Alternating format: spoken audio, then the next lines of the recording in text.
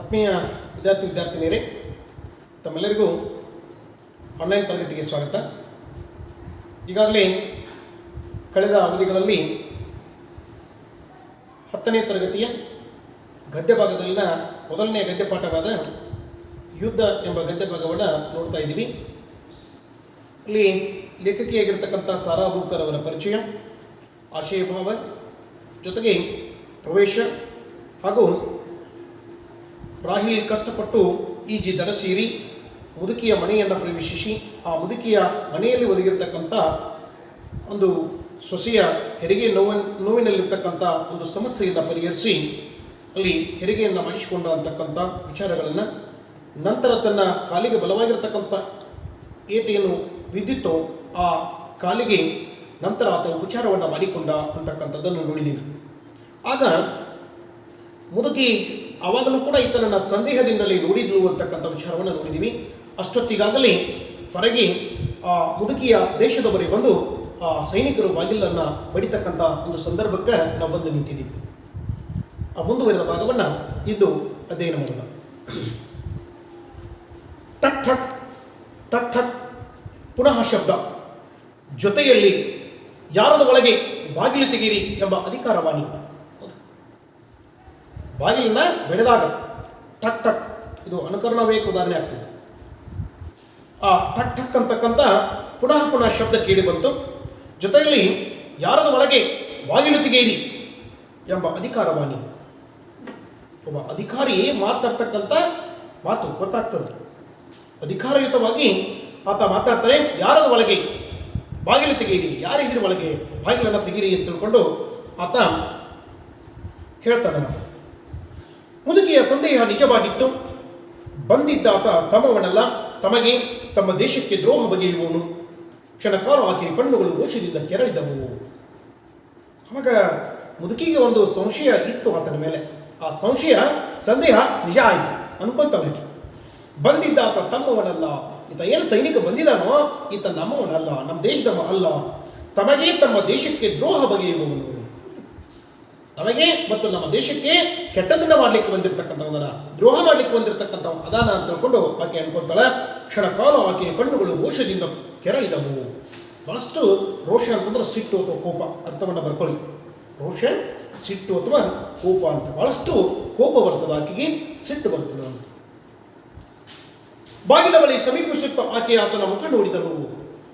ಅಲ್ಲೇನು ಹೊರಗಡೆ ಅವರು ನಿಂತು ಬಾಗಿಲನ್ನು ತೆಗೀರಿ ಅಂತ ತಿಳ್ಕೊಂಡು ಒಬ್ಬ ಅಧಿಕಾರಿ ಏನು ಹೇಳ್ತಾ ಇದ್ದೋ ಅದಕ್ಕಾಗಿ ಆಕೆ ಗೊತ್ತಾಗ್ತದೆ ಈ ರಾಹಿಲ್ ಬಂದಿರತಕ್ಕಂಥ ಒಂದು ತಮ್ಮ ದೇಶದವ ಅಲ್ಲ ಅಂತ ತಿಳ್ಕೊಂಡು.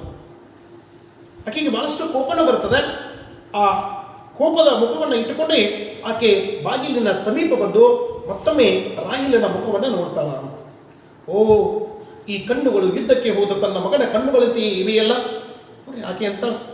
ಓ, ಈ ಕಣ್ಣುಗಳು, ಈತನ ಕಣ್ಣುಗಳು ಯುದ್ಧಕ್ಕೆ ಹೋಗಿರ್ತಕ್ಕಂಥ ನನ್ನ ಮಗನ ಥರನ ಏನಪ್ಪ ಅಂದ್ರೆ ಈತನ ಕಣ್ಣುಗಳು ಅದಾವಲ್ಲ ಅಂತಕ್ಕಂಥ ಭಾವ ಆ ಮುದುಕಿಯ ಮನಸ್ಸಿನಲ್ಲಿ ಬರ್ತದೆ. ಅಸಹಾಯಕತೆಯ ಆ ದಯನೀಯ ನೋಟ. ಯಾರಲ್ಲಿ ಅಸಹಾಯಕರು? ರಾಹಿಲ್. ಈಗೇನಾದರೂ ಮುದುಕಿ ಆತನನ್ನ ತನ್ನ ದೇಶದ ಸೈನಿಕರಿಗೇನಾದರೂ ಹಿಡಿದು ಕೊಟ್ಟಿದ್ದಾದ್ರೆ ರಾಹಿಲ್ ಅಸಹಾಯಕನಾಗ್ತಾನೆ. ಹಾಗಾಗಿ ಆ ಅಸಹಾಯಕತೆಯ ಆ ದಯೆ, ಕರುಣೆ ಬರುವ ರೀತಿಯಲ್ಲಿನ ನೋಟ ಆಕೆಯ ಮನಸ್ಸನ್ನು ತಾಗ್ತದೆ. ಆತ ಬಾಗಿಲು ತೆರೆಯಬೇಡಿ ಎಂದು ಕೈ ಸನ್ನೆ ಮಾಡಿದನು. ಯಾಕೆಂದರೆ ಧ್ವನಿ ಮಾಡೋದಿಲ್ಲ, ಯಾಕೆಂದರೆ ಹೊರಗಡೆ ಶತ್ರು ದೇಶದ ಸೈನಿಕರಿದ್ದಾರೆ. ಅದಕ್ಕೆ ಬಹಳಷ್ಟು ದಯಬೇರಿ, ಕರುಣೆ ಬರುವ ರೀತಿ ಒಳಗೆ ಆತ ದಯವಿಟ್ಟು ಬಾಗಿಲನ್ನು ತೆರಿಬೇಡ್ರಿ ಅಂತ ತಿಳ್ಕೊಂಡು, ತೆರೆಯಬೇಡಿ ಅಂತ ತಿಳ್ಕೊಂಡು ಕೈ ಸನ್ನೆಯನ್ನು ಮಾಡ್ತಾನೆ. ಬಾಗಿಲು ತೆಗೆಯಿರಿ. ಈ ಬಾರಿ ಗರ್ಜನೆಯಾಗಿ ಬಂತು ಹೊರಗಿನ ಧ್ವನಿ. ಮತ್ತಷ್ಟು ಜೋರಾಗಿ ಆ ಹೊರಗಿನಿಂದ ಅಧಿಕಾರಿ ಹೇಳ್ತಾರೆ, ಬಾಗಿಲು ತೆಗೆಯಿರಿ. ಮತ್ತಷ್ಟು ಗರ್ಜನೆ ಜೋರಾಗಿತ್ತು ಅಂತ ತಿಳ್ಕೊಂಡು ನಿಶ್ಶಬ್ದವಾಗಿ ರಾಹಿಲನ್ನು ಸೊಸೆ ಮಲಗಿದ ಕೋಣೆಗೆ ಕಳಿಸಿ ಮಂಚದಡಿಯನ್ನು ತೋರಿಸಿದಳು. ನಿಶ್ಶಬ್ದವಾಗಿ, ಶಬ್ದ ಬರದ ರೀತಿಯಲ್ಲಿ ರಾಹಿಲನ್ನು ಆ ಏನೋ ಸೊಸೆ ಮಲ್ಕೊಂಡಿದ್ದಳಲ್ಲ ಆ ಸೊಸೆ ಮಲಗಿಕೊಂಡಿರ್ತಕ್ಕಂಥ ಕೋಣೆಗೆ ಕರೆದುಕೊಂಡು ಹೋಗಿ ಆ ಸೊಸೆ ಏನು ಮಲ್ಕೊಂಡಿದ್ಲಲ್ಲ ಮಂಚದ ಮೇಲೆ, ಮಂಚದ ಅಡಿಯಲ್ಲಿ ಅಂದರೆ ಮಂಚದ ಕೆಳಗಡೆಗೆ ಮಲ್ಕೊಳ್ಳಿಕ್ಕೆ ಆತನಿಗೆ ತೋರಿಸ್ತಾಳ. ಬಟ್ಟೆ ಸುತ್ತಿದ ನಿರ್ಜೀವ ಶಿಶುವನ್ನು ಬಾಗಿಲ ಬಳಿ ಮಲಗಿಸಿ ಹೊರಬಂದು ಬಾಗಿಲು ತೆರೆದಳು. ಆ ನಿರ್ಜೀವವಾಗಿತ್ತು ಮಗು ಸತ್ತಿತ್ತಲ್ಲ, ಆ ಬಟ್ಟೆಯನ್ನು ಸುತ್ತಿದ್ಲು ಸ್ನಾನ ಮಾಡಿಸಿ ಆ ಮಗುವನ್ನು ಆ ಬಾಗಿಲಿನ ಹತ್ರನೇ ಇಟ್ಟು ಹೊರಗೆ ಬಂದು ಆ ಕೋಣೆಯಿಂದ ಹೊರಗೆ ಬಂದು ಬಾಗಿಲನ್ನು ತೆರೆದಲು ಅಂತ ತಿಳ್ಕೊಂಡು ಸೈನಿಕರ ಉಡುಪಿನಲ್ಲಿದ್ದ 4-5 ಜನರು ಯಾರಾದರೂ ಗಾಯಗೊಂಡ ಸೈನಿಕರು ಈ ಕಡೆ ಬಂದಿದ್ದಾರೆ. ಬಾಗಿಲನ್ನು ತೆರೆಯೋದ್ರೊಳಗೆ ಸೈನಿಕರ ಉಡುಪಿನಲ್ಲಿದ್ದ ಅವರ ನಿರೀಕ್ಷೆ ಸತ್ಯ ಆಗಿತ್ತು. ಅವ್ರೇನು ಅನ್ಕೊಂಡಿದ್ರು ಮುದುಕಿ ಅದೇ ಸತ್ಯ ಆಗಿತ್ತು. ಸೈನಿಕರ ಉಡುಪಿನಲ್ಲಿ ಇರ್ತಕ್ಕಂಥ 4-5 ಜನ ಬಂದು ಕೇಳ್ತಾರೆ, ಯಾರಾದರೂ ಗಾಯಗೊಂಡಿರ್ತಕ್ಕಂಥ ಸೈನಿಕರು ಈ ಕಡೆ ಬಂದಿದ್ದಾರೆ ಏನು ಅಂತ ತಿಳ್ಕೊಂಡು ಎಂದು ಕೇಳುತ್ತಾ ಒಳ ನುಗ್ಗಿದರು. ಹಾಗೆ ಕೇಳ್ತಾನೆ ಒಳಗೆ ಹೋಗ್ಬಿಟ್ರು. ಇಲ್ಲವಲ್ಲ, ಮುದುಕಿ ನುಡಿದರು, ಈ ಕಡೆ ಯಾರು ಬಂದಿಲ್ಲಲ್ಲ ಅಂತ. ನಮ್ಮವರೇ ಅಥವಾ ಆ ಕಡೆಯವರೇ ಎಂದೂ ಕೇಳಿದಳು. ನಮ್ಮ ಕಡೆಯವರು ಅಂದರೆ ನಮ್ಮ ದೇಶದವ್ರದಾರ ಅಥವಾ ಆ ಕಡೆಯವರು ಶತ್ರು ದೇಶದವರು ಅಂತ ತಿಳ್ಕೊಂಡು ಕೇಳ್ತಾಳ. ಆ ಕಡೆಯವರು ನಮ್ಮ ಮೇಲೆ ದಾಳಿ ಮಾಡಲು ಬಂದವರು, ಅಷ್ಟರಲ್ಲಿ ನಾವು ವಿಮಾನವನ್ನು ಹೊಡೆದುರುಳಿಸಿದೆವು ಎಂದು ಒಬ್ಬನೆಂದಾಗ ಇನ್ನೊಬ್ಬನು, ಸಾರ್, ಅದರಲ್ಲಿದ್ದವರು ಬದುಕಿರಲಾರರು, ಈ ನದಿಯಲ್ಲಿ ಬಿದ್ದರೂ ಬದುಕುವ ಸಾಧ್ಯತೆ ಇಲ್ಲ, ನಾವು ಕತ್ತಲಲ್ಲಿ ವ್ಯರ್ಥ ಪ್ರಯತ್ನ ಮಾಡಬೇಕಷ್ಟೇ ಎಂದನು. ಆ ಕಡೆಯವರು ನಮ್ಮ ಮೇಲೆ ದಾಳಿ ಮಾಡಲಿಕ್ಕೆ ಬಂದರು, ಅಷ್ಟರೊಳಗೆ ನಾವೇನು ಮಾಡಿದ್ದೀವಿ, ಅವರ ವಿಮಾನವನ್ನು ಹೊಡೆದು ಉರುಳಿಸಿದ್ದೀವಿ ಅಂತ ತಿಳ್ಕೊಂಡು ಒಬ್ಬ ಹೇಳಿದಾಗ ಇನ್ನೊಬ್ಬ ಅಂತಾನೆ, ಸಾರ್, ಅದರಲ್ಲಿ ಇರ್ತಕ್ಕಂಥವ್ರು ಬದುಕಿರ್ಲಿಕ್ಕೆ ಸಾಧ್ಯನೇ ಇಲ್ಲ, ಬದುಕಿರಲಾರರು, ಬದುಕಿದ್ರು ಸಹಿತ ಈ ನದಿಯಲ್ಲಿ ಬಿದ್ದರೂ ಸಹಿತ ಬದುಕತಕ್ಕಂಥ ಸಾಧ್ಯತೆಯೂ ಕೂಡ ಕಡಿಮೆನೇ ಅಂತ ತಿಳ್ಕೊಂಡು ಆತ ಹೇಳ್ತಾನೆ. ಅಷ್ಟೇ ಇಲ್ಲ, ನಾವು ಈ ಕತ್ತಲಲ್ಲಿ ಮಾಡ್ತಾ ಇರ್ತಕ್ಕಂಥ ಪ್ರಯತ್ನ ವ್ಯರ್ಥವಾದದ್ದು ಅಂತ ತಿಳ್ಕೊಂಡು ಆತ ಇನ್ನೊಬ್ಬ ತನ್ನ ಸಹ ಅಧಿಕಾರಿಗೆ ಆತ ಅಲ್ಲಿ ಹೇಳಿದ ಅಂತ ತಿಳ್ಕೊಂಡು. ಇಲ್ಲಿ 3 ಕಡೆ 3 ಪದ ಬಳಕೆಯಾಗಿದೆ. ಒಂದು ಕಡೆ ನದಿ ಅಂತಾರೆ, ಇನ್ನೊಂದು ಕಡೆ ಸಮುದ್ರ, ಸಾಗರ ಅಂತ ತಿಳ್ಕೊಂಡಾಗಿದೆ. ಸಾಮಾನ್ಯವಾಗಿ ನೀವು ಸಾಗರ ಅಂತ ತಿಳ್ಕೊಂಡು ಅರ್ಥೈಸ್ಕೊಂಡು ಬಿಡಿ ಮಕ್ಕಳು. ಆದರೂ ಈ ಮನೆಯಲ್ಲೊಮ್ಮೆ ನೋಡಿಬಿಡಿ ಅಪ್ಪಣೆ ಕೊಟ್ಟನಾತ. ಆದರೂ ಅಧಿಕಾರಿ ಅಷ್ಟಕ್ಕೆ ಬಿಡೋದಿಲ್ಲ, ಆದರೂ ಕೂಡ ಈ ಮನೆಯಲ್ಲಿ ಒಮ್ಮೆ ನೋಡಿಬಿಡ್ರಿ, ಹುಡುಕಿ ಬಿಡ್ರಿ ಅಂತ ತಿಳ್ಕೊಂಡು ಅಪ್ಪಣೆಯನ್ನು ಆಜ್ಞೆಯನ್ನು ಕೊಡ್ತಾನೆ. ಉಳಿದವರು ಒಳ ಹೊಕ್ಕರು. ಮುದುಕಿ ಅಳುತ್ತಾ ಉಳಿದವರು ಆತ ಆಜ್ಞೆ ಮಾಡಿದಾಗ ಏನು ಉಳಿದ ಸೈನಿಕರಿದ್ರು ಅವರು ಒಳಗೆ ಹೋಗ್ತಾರ. ಅವಾಗ ಮುದುಕಿ ಹೇಳ್ತಾರ, ನೋಡಿ, ನನ್ನ ಮೊಮ್ಮಗುವಿನ ಹೆಣ ಇದೆ ಅಲ್ಲಿ, ಅದನ್ನೂ ನೋಡಿ. ಈ ಯುದ್ಧ ನನ್ನ ಮೊಮ್ಮಗುವನ್ನು ಉಳಿಸಲಿಲ್ಲವಲ್ಲ, ಯಾರಿಗಾಗಿ ಯಾತಕ್ಕಾಗಿ ಈ ಯುದ್ಧ ಅದನ್ನಾದರೂ ಹೇಳಿರಲ್ಲ ಎನ್ನುತ್ತಾ ಆ ನಿರ್ಜೀವ ಶಿಶುವಿನ ಬಳಿ ಕುಳಿತು ಮತ್ತೊಮ್ಮೆ ಎದೆ ಬಡಿದುಕೊಂಡು ಅಳುತೊಡಗಿದನು. ಏನು ಒಳಗೆ ಹೋಗ ನೋಡ್ರಿ ಅಂತ ತಿಳ್ಕೊಂಡು ಆತ ಆಜ್ಞೆ ಮಾಡ್ತಾನೋ. ಅವಾಗ ಮುದುಕಿ ನೋಡಿ, ನನ್ನ ಮೊಮ್ಮಗುವಿನ ಹೆಣವಿದೆ ಅಲ್ಲಿ, ಅದನ್ನೂ ನೋಡಿ. ವಿದ್ಯಾರ್ಥಿಗಳದು ಸಂದರ್ಭದ ಪರೀಕ್ಷೆಗಳಿಗೆ ಬರ್ತಕ್ಕಂಥ ಸಾಧ್ಯತೆ ಇರ್ತದೆ. ಅದೇ ಮುದುಕಿ ಹೇಳ್ತಾಳೆ, ಅಲ್ಲಿ ನೋಡ್ರಿ, ನನ್ನ ಮೊಮ್ಮಗುವಿನ ಹೆಣ ಅದ, ಅದನ್ನೂ ನೋಡ್ರಿ ಅಂತ. ಈ ಯುದ್ಧ ನನ್ನ ಮೊಮ್ಮಗುವನ್ನು ಉಳಿಸಲಿಲ್ಲವಲ್ಲ, ಈ ಯುದ್ಧ ಇಲ್ಲದೆ ನನ್ನ ಮೊಮ್ಮಗುವನ್ನು ನಾನು ಉಳಿಸ್ಕೊಳ್ತಾ ಇದ್ದೆ. ಈ ಯುದ್ಧ ನನ್ನ ಮೊಮ್ಮಗುವನ್ನು ಸಹಿತ ಉಳಿಸಲಿಲ್ಲ. ಯಾರಿಗಾಗಿ ಯಾತಕ್ಕಾಗಿ ಈ ಯುದ್ಧ, ಯಾರಿಗಾಗಿ ಮಾಡ್ತಾ ಇದ್ದೀರಿ, ಯಾತಕ್ಕಾಗಿ ಮಾಡ್ತಾ ಇದ್ದೀರಿ ಈ ಯುದ್ಧವನ್ನು ಅಂತ ತಿಳ್ಕೊಂಡು ಪ್ರಶ್ನೆ ಮಾಡ್ತಾಳೆ. ಅದನ್ನಾದರೂ ಹೇಳಿರಲ್ಲ, ಅದನ್ನೇ ಹೇಳ್ರಿ ಅಂತ ತಿಳ್ಕೊಂಡು ಎನ್ನುತ್ತಾ ಆ ನಿರ್ಜೀವ ಶಿಶುವಿನ ಬಳಿ ಕುಳಿತು ಮತ್ತೊಮ್ಮೆ ಎದೆ ಬೆಳೆದುಕೊಂಡು ಅಳತೊಡಗಿದರು. ಇನ್ನು ಬಾಗಿಲ ಬಳಿಯಲ್ಲಿ ಆ ಶಿಶುವನ್ನು, ನಿರ್ಜೀವವಾಗಿರ್ತಕ್ಕಂಥ ಮಗುವನ್ನು ಏನು ಮಲಗಿಸಿ ಬಂದಿದ್ದು ಆ ಮಗುವಿನ ಹತ್ರ ಕುಳಿತು ಮತ್ತೊಮ್ಮೆ ಎದೆ ಬಡಿತಾ ತನ್ನ ರೋದನೆಯನ್ನು ಹೊರಗಾಗ್ತಾ ಆ ಮುದುಕಿ ಅಳಲಿಕ್ಕೆ ಪ್ರಾರಂಭ ಮಾಡ್ತಾಳೆ. ಬಂದವರು ಮಗುವಿನ ಮೃತದೇಹವನ್ನು ದಿಟ್ಟಿಸಿದರು. 4-5 ಜನ ಸೈನಿಕರು ಬಂದಿದ್ದರು. ಆ ಮಗುವಿನ ಮೃತದೇಹವನ್ನು ನೋಡ್ತಾರೆ. ಕೋಣೆಯಲ್ಲಿ ಹರಡಿದ್ದ ಹಸಿ ನೆತ್ತರ ವಾಸನೆ ಅವರ ಮೂಗಿಗೆ ಬಡಿಯಿತು. ರಕ್ತ ಆಗಿತ್ತು, ಏನಿತ್ತು ಅದನ್ನು ನಾವು ನೋಡ್ತಾರೆ. ಬಂದವರು ನಿಶ್ಶಬ್ದವಾಗಿ ಹೊರನಡೆದರು. ಆ ಸ್ಥಿತಿಯನ್ನು ನೋಡಿ ಏನು ಮಾತಾಡದೆ ಅವರು ಹೊರಗೆ ಹೋಗಿಬಿಡ್ತಾರೆ. ಬಳಿಕ ಆಕೆ ರಾಹಿಲನ್ನು ಹೊರಗೆ ಕರೆದು ಒಂದು ಕೋಣೆ ತೋರಿಸಿ, ಈ ರಾತ್ರಿಯನ್ನು ಈ ಕೋಣೆಯಲ್ಲಿ ಕರೆಯಿರಿ, ನಾಳೆ ಬೇರೆ ಏನಾದರೂ ಏರ್ಪಾಟು ಮಾಡುವ ಎಂದಳು. ಅವರೇನು ಸೈನಿಕರು ಹೋದ್ಮೇಲೆ ಆ ರಾಹಿಲನ್ನು ಹೊರಗೆ ಕರೆದು ಮತ್ತೊಂದು ಕೋಣೆಯನ್ನು ತೋರಿಸಿ, ಈ ರಾತ್ರಿಯನ್ನು ನೀನು ಇಲ್ಲಿಯೇ ಕಳೆಯಿರಿ, ಮುಂದೆ ನಾಳೆ ಏನಾದರೂ ಬೇರೆ ಏರ್ಪಾಡನ್ನು ವ್ಯವಸ್ಥೆಯನ್ನು ಮಾಡೋಣ ಅಂತ ತಿಳ್ಕೊಂಡು ಮುದುಕಿ ಅಲ್ಲಿ ಆ ರಾಹಿಲ್ನಿಗೆ ಹೇಳ್ತಾಳೆ. ನೋಡಿ, ಆ ಆಶಯ ಭಾಗದಲ್ಲಿ ಬಂದಿತ್ತು. ರಾಹಿಲ್ ತಾನು ಕಷ್ಟಪಟ್ಟು ಈಜು ಸೇರಿ ಆ ಮನೆಯಲ್ಲಿ ಇರ್ತಕ್ಕಂಥ ಕಷ್ಟವನ್ನು ಪರಿಹರಿಸ್ತಾನೆ. ಆ ಮನೆಯವರು ಕೂಡ ಆತನನ್ನು ದೇಶದವರ ಕೈಯಿಂದ ಅಲ್ಲಿ ಆತನನ್ನು ಉಳಿಸಿದ್ರು ಅಂತಕ್ಕಂಥದ್ದನ್ನು ನೋಡಿದ್ದೀವಿ. ಇಲ್ಲಿ ಉಪಕಾರಕ್ಕೆ ಪ್ರತ್ಯುಪಕಾರವನ್ನು ಮುದುಕಿಯ ಮನೆಯವರು ಅಥವಾ ಮುದುಕಿ ಮಾಡಿರ್ತಕ್ಕಂಥದ್ದನ್ನು ನಾವು ಗಮನಿಸಬಹುದು. 1-2 ದಿನಗಳಲ್ಲಿ ಪರಸ್ಪರರಲ್ಲಿ ವಿಶ್ವಾಸ ಮೂಡಿತು. ಇಬ್ಬರು ಪರಸ್ಪರರಲ್ಲಿ ಸುಖ ದುಃಖಗಳನ್ನು ಹಂಚಿಕೊಂಡರು. 1-2 ದಿನ ಕಳೆಯಿತು. 1-2 ದಿನ ಕಳೆದಾದ್ಮೇಲೆ ಬಹಳಷ್ಟು ವಿಶ್ವಾಸ ಮೂಡಿತು. ನೋಡ್ರಿ, ರಾಹಿಲ್ ಬೇರೆ ದೇಶವು ಶತ್ರು ದೇಶವು ಅದಾನ ಅಂತಂದ್ರೂ ಕೂಡ ಆತನ ಮೇಲೆ ಅಂದರೆ ಮಾನವೀಯ ಮೌಲ್ಯದ ಮೇಲೆ ಮಾನವೀಯತೆಯ ನೆಲೆಗಟ್ಟಿನೊಳಗೆ ನಾವು ಇಲ್ಲಿ ವಿಚಾರ ಮಾಡಬೇಕು. ಆತ ಬೇರೆ ದೇಶದ ಅದಾನ ಅಂತಂದ್ರೂ ಕೂಡ ತಮಗೆ ಸಹಾಯ ಮಾಡಿದ್ದಕ್ಕಾಗಿ ಆತನಿಗೆ ಪ್ರತ್ಯುಪಕಾರವನ್ನು ಇಲ್ಲಿ ಮುದುಕಿ ಮಾಡತಕ್ಕಂಥದ್ದನ್ನು ನಾವು ನೋಡ್ತೀವಿ. ವಿಶ್ವಾಸ ಮೂಡ್ತದ ಇಬ್ಬರು ಪರಸ್ಪರರಲ್ಲಿ ಒಬ್ಬರಿಗೊಬ್ಬರಲ್ಲಿ ಸುಖ ದುಃಖಗಳನ್ನು ಅಂದರೆ ಅವನ ಸ್ಥಿತಿಯನ್ನು ಮುದುಕಿ ಅಥವಾ ಮುದುಕಿಯ ಸ್ಥಿತಿಯನ್ನು ಆತ ಹಂಚಿಕೊಂಡು ತಿಳ್ಕೊಂಡು ಮುದುಕಿಯೇ ಮೊದಲು ತನ್ನ ಕಡತ ಬೆಚ್ಚಿದಳು. ಅಂದರೆ ಮುದುಕಿನೇ ಮೊದಲು ತನ್ನ ಕಷ್ಟ ಸುಖಗಳನ್ನು ಹೇಳಲಿಕ್ಕೆ ಪ್ರಾರಂಭ ಮಾಡಿದ್ಳು. ನೋಡಪ್ಪ, ನಾನು ಈ ಊರಿಗೆ ಬಂದು 50 ವರ್ಷಗಳಾದರೂ ಆಗಿರಬಹುದು. ಮದುವೆಯಾಗಿ ನವ ವಧುವಾಗಿ ಈ ಊರನ್ನು ಪ್ರವೇಶಿಸಿದೆ. ಕೆಲವು ಕಾಲ ನೆಮ್ಮದಿಯಿಂದಲೇ ಇದ್ದೆವು. ಜಮೀನು ಆಸ್ತಿ ನಮಗೆ ಸಾಕಾಗುವಷ್ಟಿತ್ತು, ಈಗಲೂ ಇದೆಯನ್ನು. ಆದರೆ ನೆಮ್ಮದಿಯಿಂದ ಬದುಕಲು ಈ ಜನ ಬಿಡಬೇಕಲ್ಲ. ಯುದ್ಧವಂತೆ ಯುದ್ಧ. ತಿರಸ್ಕಾರದಿಂದ ನುಡಿದಳು ಮುದುಕಿ. ಹೇಳ್ತಾಳೆ, ನೋಡಪ್ಪ, ನಾನು ಈ ಊರಿಗೆ ಬಂದು ಸುಮಾರು 50 ವರ್ಷಗಳಾಗಿರ್ಬೋದು.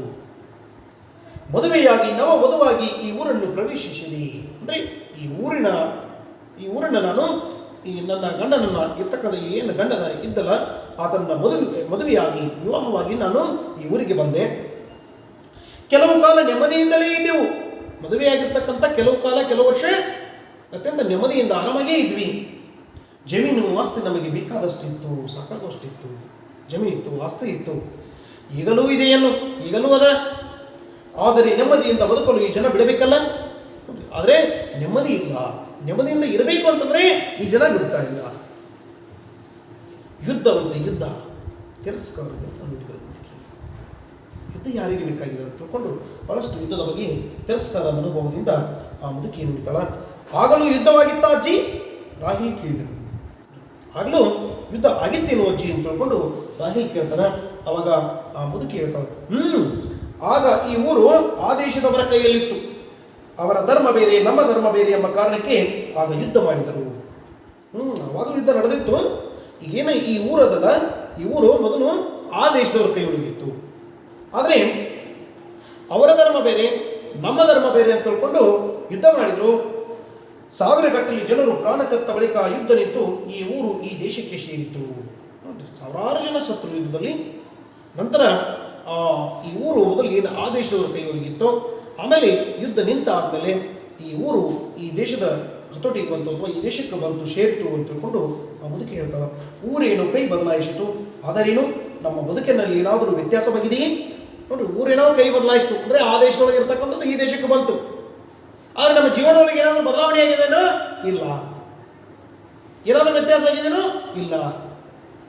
ಅದಕ್ಕಾಗಿ ಯುದ್ಧದ ಬಗ್ಗೆ ತಿರಸ್ಕಾರದ ಮಾತುಗಳನ್ನು ಮುದುಕಿ ನುಡಿದು ಅಂತ ತಿಳ್ಕೊಂಡು, ನಾವು ಬೆವರಿಳಿಸಿ ದುಡಿದದ್ದನ್ನು ಈ ಜನರು ಹಲವು ಹೆಸರು ಹೇಳಿ ಹಲವು ಕಾರಣ ನೀಡಿ ದೋಚಿಕೊಂಡು ಹೋಗುತ್ತಾರೆ. ದುಡಿದದ್ದನ್ನೆಲ್ಲ ಕೊಂಡು ಹೋದರೆ ಹಾಳಾಗಲಿ ಎಂದು ಸುಮ್ಮನಿರಬಹುದಾಗಿತ್ತು. ಮನೆಯ ಮಕ್ಕಳನ್ನೂ ಯುದ್ಧಕ್ಕೆ ಕರೆದೊಯ್ಯುತ್ತಾರಲ್ಲ, ಇವರ ಮನೆ ಹಾಳಾಗ ನೆಲಕ್ಕೆ ಕೈ ಬಡಿದು ಶಪಿಸಿದರು ಮುದುಕಿ. ನಾವು ಬೆವರನ್ನು ಸುರಿಸಿ ದುಡಿದಿರ್ತಕ್ಕಂಥದ್ದನ್ನು ಕಿತ್ತುಕೊಂಡು ಹೋಗ್ತಾರೆ, ಹಾಳಾಗಿ ಹೋಗಲಿ ಅಷ್ಟಕ್ಕೆ ನಿಲ್ಲೋದಿಲ್ಲ ಇವರ ಕಾಟ, ಇವರ ತೊಂದರೆ.